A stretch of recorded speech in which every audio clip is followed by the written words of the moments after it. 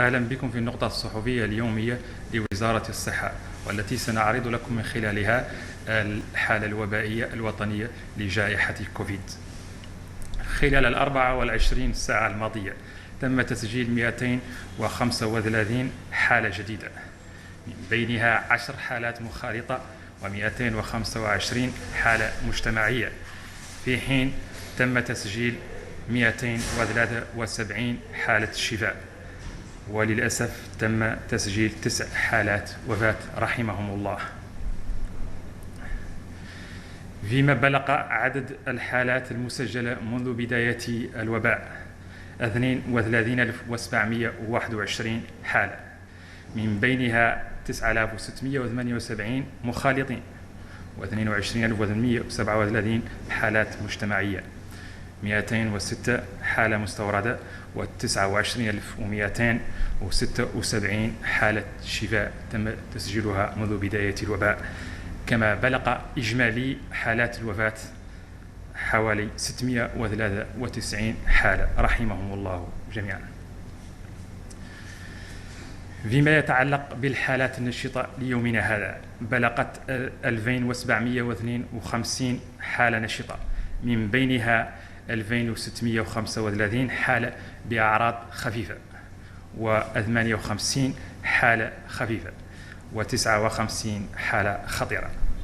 تتوزع الإصابات على الولايات أو المقاطعات حسب الجدول التالي: أمرج حالة، في باركيول تم تسجيل حالة، وفي جرو حالة، في كنكوصة 3 حالات، في كيفا حالة، وفي كيهيدي كذلك حالة، في مونغل 3 حالات وألاك، في بابا حالة، وفي بوغي 7 حالات.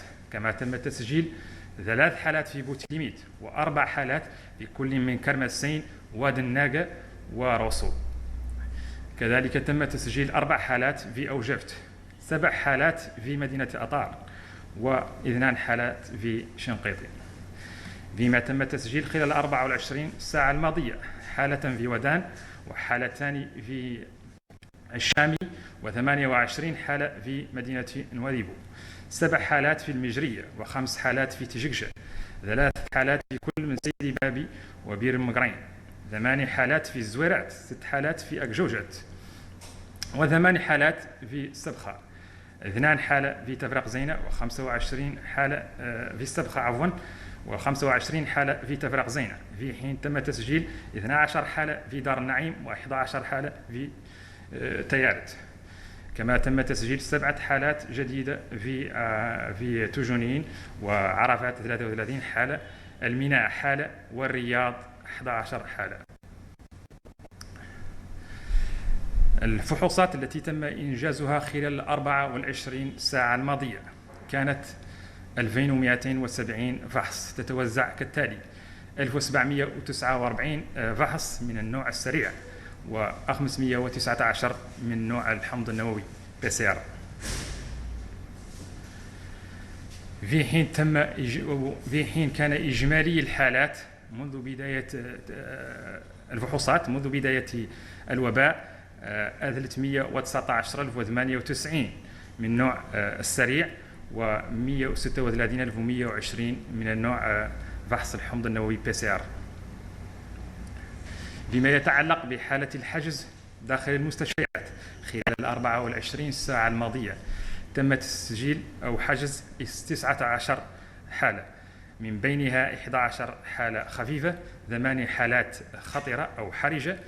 كما تم تسجيل 10 حالات خروج. فيما يتعلق بتوزيع الحالات حسب المستشفيات الوطنية، بلغ عدد الحالات 117 حالة داخل المستشفيات العمومية، منها 59 حالة حرجة و58 حالة خفيفة. تتوزع كالتالي على حسب المستشفيات الوطنية: 6 حالات في مستشفى الوطني نواديبو، حالة في مستشفى الاستطباب بكيفا، حالة في استطباب بتجكجة، 14 حالة مستشفى الشيخ زايد الميداني، حالتين في مركز الاستطباب الأمومة والطفولة، 8 حالات في المركز الوطني لأمراض القلب، 6 حالات في المستشفى الوطني و3 حالات في الصداقة. 18 حالة تم تسجيلها في مستشفى الشيخ زايد. في حين بلغ مجموع الحجوز داخل المستشفيات 4334 حالة حجز، و 3356 منها حالة خفيفة، وكان منها 948 حالة حرجة، وتم تسجيل منذ بداية الوباء خروج 3322 حالة.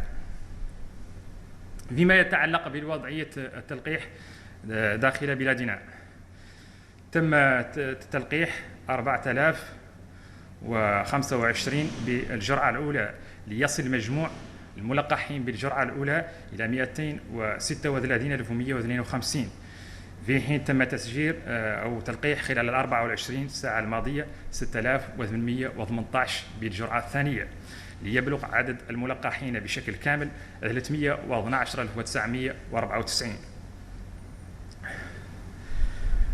شكرا جزيلا لكم. Bonjour, bienvenue dans le point de presse du ministère de la Santé pour vous présenter la situation de la pandémie Covid-19. Durant les dernières 24 heures, nous avons enregistré 235 nouveaux cas positifs de Covid, dont 10 cas positifs contacts et 225 cas communautaires. Et comme nous avons aussi enregistré 273 sorties. Et malheureusement, nous avons enregistré 9 décès. Rahimahumullah. Par rapport au cumul des cas depuis le début de la pandémie, nous avons enregistré 32 721 et les sorties 29 776, ainsi que les décès 693. Par rapport aux cas actifs aujourd'hui, nous avons 2752 cas actifs, dont 2635 cas asymptomatiques et 58 cas cliniquement simples et 59 cas graves ou critiques.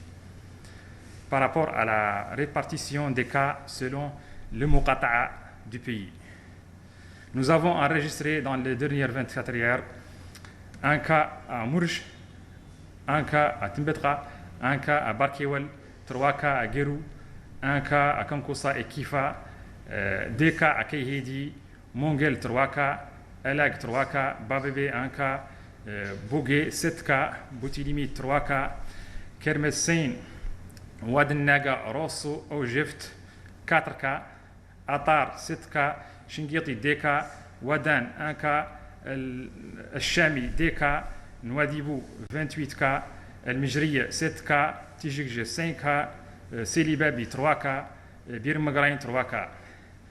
Nous avons aussi enregistré durant les dernières 24 heures 8 cas à Zouerat, 6 cas à Gjujet, 8 cas à Sabha, 2 cas à à Sabha, 25 cas à Tavragzaina, 12 cas d'Arnaïm, 11 cas Tayaret, 17 cas Toujounine, 33 cas à Rafat, 1 cas à Mina et 11 cas à Riyad. Par rapport aux tests effectués durant les dernières 24 heures, nous avons effectué 2270 tests, dont 1749 TDR et 519 PCR. Par rapport au cumul de tests réalisés depuis le début de la pandémie, nous avons 319 098 tests de TDR et 136 123 de type PCR. Par rapport aux nouveaux hospitalisés, nous avons enregistré dans les dernières 24 heures 19 cas hospitalisés, dont 11 cas légers et 8 cas graves, ainsi que nous avons aussi enregistré 10 sorties.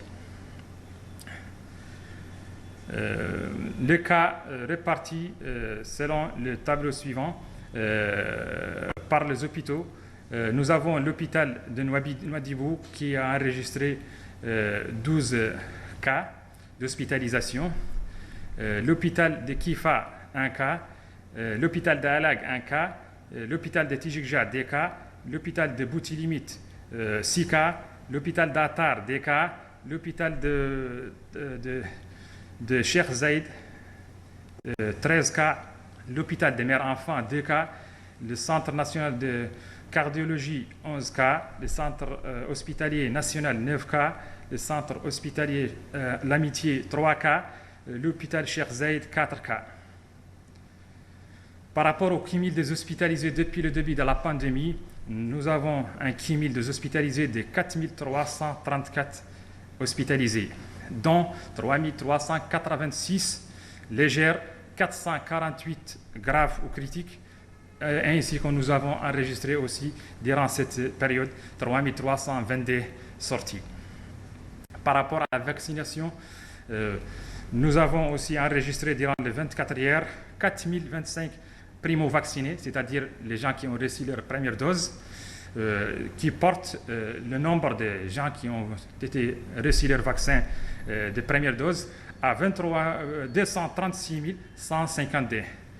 Ainsi que nous avons aussi vacciné durant les dernières 24 heures 6 818 de deuxième dose, ce qui porte le totalement vacciné à 312 994 000. Je vous remercie.